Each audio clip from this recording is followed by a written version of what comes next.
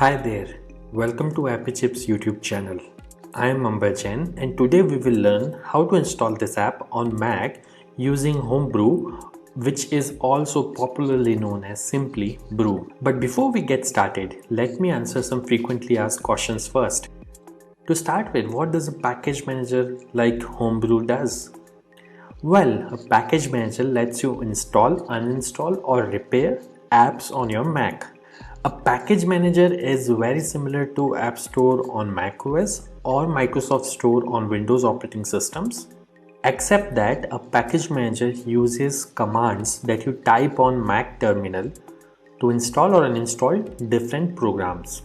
Some of the popular package managers for Mac include Homebrew, Nix, and Macports. And if you are coming from a Linux background, you will feel at home with Homebrew, especially if you have used package managers like apt, pacman, yum, etc. on Linux based operating systems. Next up, is it safe to install the Mac apps via Homebrew? Short answer, yes. In fact, Homebrew is the most popular and thus most widely used package manager on macOS. Moreover, Homebrew is a non-profit member of Software Freedom Conservancy Foundation, also known as SFC Foundation. Many other open source projects like Git, BusyBox, Samba, Wine are all part of this Software Freedom Conservancy organization. Also, you might be surprised to know that Homebrew is the most forked project on GitHub and it has the largest number of contributors on its GitHub repository. Many devs at organizations like Google, Apple, Dropbox, Stripe, etc. use Homebrew to set up different development environments on their MacBooks and iMacs. Next question. Can you use Homebrew to install programs on Apple Silicon or more popularly known as M1 MacBooks? Again, yes. Starting version 3.0 of Brew, Apple Silicon is now supported on Homebrew. In fact, Homebrew also supports programs that are at the moment only supported via Rosetta 2 on Apple Silicon. Now that I have answered your questions on safety and compatibility of Homebrew, let's get to the installation process. Before we can install anything using Brew, we need to install the package manager itself, that is Homebrew, on your Mac. So let's see now how can we install Brew on Mac. Let me open my Mac here. First, you need to press Command and space on your keyboard. This will open Spotlight Search on your Mac. And then you have to type terminal.app. You will see this terminal app. Simply double click on it to open terminal. Let me maximize this terminal window. Now we need to copy paste the command to install Homebrew from the Brew website. So open your web browser and simply go to the website brew.sh. Once you are on the website, you will see this section called Install Homebrew, which has a command that you can simply copy by clicking on this button over here. Once it is copied, you have to go back to terminal, right click, paste. Now that the command is copy paste over onto this terminal, press enter. This will start Brew installation. Now it is prompting me to enter my user's password on Mac. I am going to type the password now, but it won't be visible on your terminal.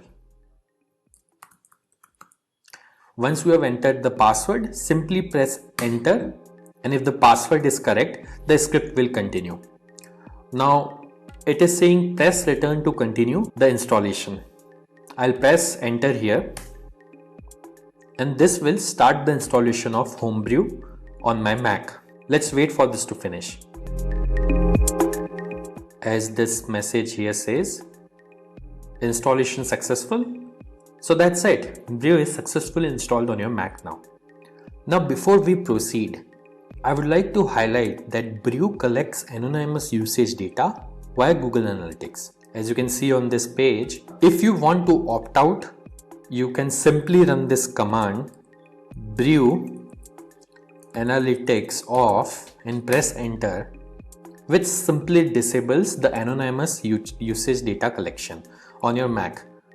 Now let's update the package database locally by pulling the metadata of the latest packages on a local map from the central Brew repository. This should typically take less than a minute to complete depending on your internet connection speed. To do so, simply type the command brew update and press enter. As you can see, my local Brew database is already up to date because I just installed Brew on my system. Now to install the app, let's run the brew install command. Mind you, if during installation, if you're prompted to enter a password, enter your Mac user's password to continue.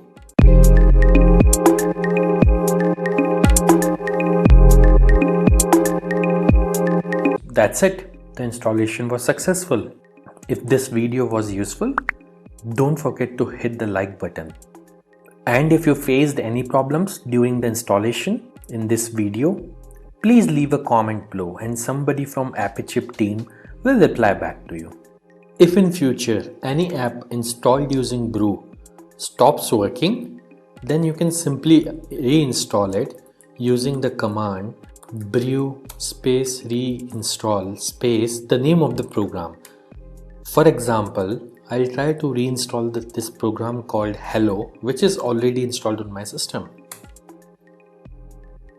As you can see, it is downloading the program and it says reinstalling Hello, and now Hello is successfully installed.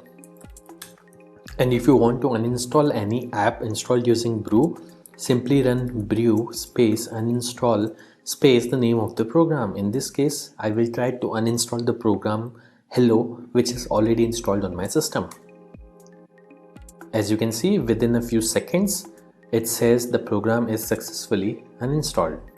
Also, over time, Brew might end up consuming disk space on your Mac as it keeps installers of the programs that you had installed on your hard disk in a cache directory. So you can use the brew space cleanup command once every 6 to 12 months to free up some space on your Mac. This command removes app installers and older versions of the packages only. It would not uninstall any of the apps that you have installed. As you can see, Brew cleanup was successfully run on my system. So do subscribe to our channel as we have tutorials for installation of over 9,000 programs on Mac, which will come handy. If you need to install other apps on Mac in future, chances are that we have got it covered already.